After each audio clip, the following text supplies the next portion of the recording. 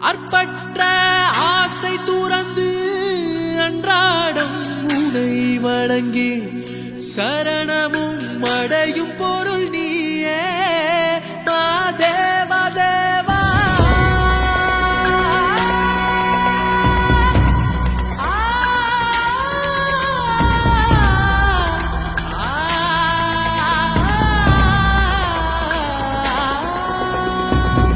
அற்பற்ற ஆசை துறந்து அன்றாடம் உனை வணங்கி சரணமும் அடையும் பொருள் நீயே மாதேவா தேவா.